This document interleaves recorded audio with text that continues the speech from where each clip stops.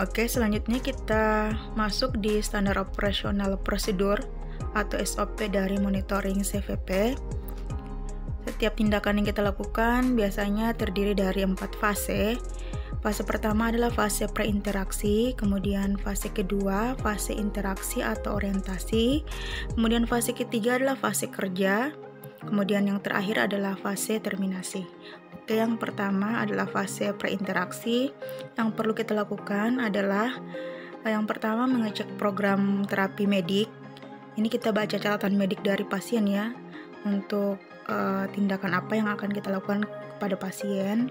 Yang kedua adalah mencuci tangan. Ini biasakan mencuci tangan di 5 momen ya, 5 momen ya. Nanti dipelajari terkait dengan 5 momennya. Kemudian yang ketiga adalah mempersiapkan alat. Nah, alat-alat yang kita gunakan adalah standar infus, set infus, cairan NaCl 0,9%, kemudian three-way, kemudian water pass, kemudian selang penghubung. Ini ada 2 ya. Kita bisa menggunakan manometer lain atau dengan menggunakan transducer. Oke, ini terkait dengan alur dari pemberian cairannya. Ini sistem 2 dari sumber cairan, yang mana cairan yang kita gunakan adalah NaCl tadi. Dia menuju ke alat manometer. Nah, sedangkan sistem 1 dia itu dari cairan infus, dia akan menuju ke tubuh pasien. Sedangkan yang sistem 3 dia ini dari manometer ke arah tubuh pasien. Nah, 2 itu adalah gambar-gambar dari kita akan membuka ataupun menutup dari three-ways yang kita gunakan. Apakah akan dialirkan ke pasien atau dialirkan ke manometer, seperti itu. Oke, selanjutnya gambar kedua tadi ya. Oke, selanjutnya gambar dari kedua selang penghubung yang bisa kita gunakan. Salah satunya menggunakan manometer sistem, dan yang kedua kita bisa menggunakan transducer sistem. Dapat dilihat perbedaannya ya. Kalau manometer sistem dia seperti penggaris atau alat pengukur, sedangkan kalau transducer ini dia dapat dilihat di monitor. Kemudian masih di fase interaksi.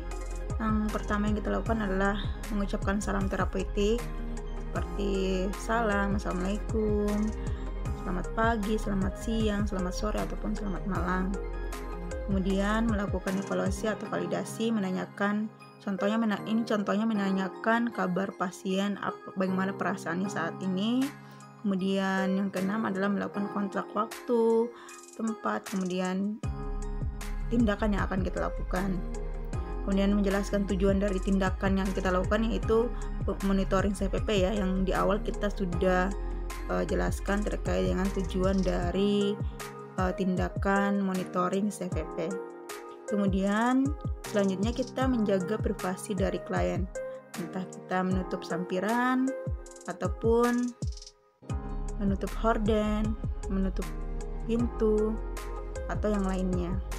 Selanjutnya fase kerja. Yang pertama mencuci tangan, selanjutnya menggunakan handscoon, dan setelah menggunakan handscoon kita dekatkan alat ke pasien. Kemudian mengatur posisi pasien dengan posisi supinasi atau terlentang ya, dengan tanpa bantal kepala ya. Dan mengangkat tangan kanan pasien ke atas sejajar dengan kepala agar memudahkan kita dalam mengukur titik nol pada manometer. Nah, selanjutnya kita menentukan titik nol manometer sesuai dengan tinggi atrium kanan yang diperkirakan. Nah, titik tersebut setinggi dengan area interkostal keempat atau ICS 4. Kemudian tarik lurus ke bagian mid aksila seperti pada gambar ya. Yang titik itu kemudian kita ukur dengan menggunakan water pass. Selanjutnya sejajarkan water pass dari mid aksila yang sudah kita tentukan tadi titiknya menuju ke arah 0 dari manometer. Oke, selanjutnya kita buka sistem 1, yaitu cairan infus menuju ke tubuh pasien. Ini untuk melihat apakah cairan infus itu lancar atau tidak. Kemudian setelah kita buka sistem 1, langkah selanjutnya adalah kita buka sistem 2, yaitu cairan infus ke arah manometer dengan memutar 3-way sehingga cairan infus mengalir ke dalam manometer sampai batas 20 cm atau 25 cm pada manometer. Langkah selanjutnya kita buka sistem 3, yaitu memutar 3-way sehingga cairan dari dalam manometer mengalir ke arah atau ke dalam pembuluh darah dari klien. Selanjutnya kita amati ondulasi pada manometer. Perhatikan penurunan cairan sampai angka keberapa. Nah, ini dipengaruhi oleh fase inspirasi maupun ekspirasi dari pasien. Kemudian setelah kita amati penurunan dari angka tersebut, kita catat angka tersebut karena angka tersebutlah merupakan nilai dari CVP atau tekanan vena sentral.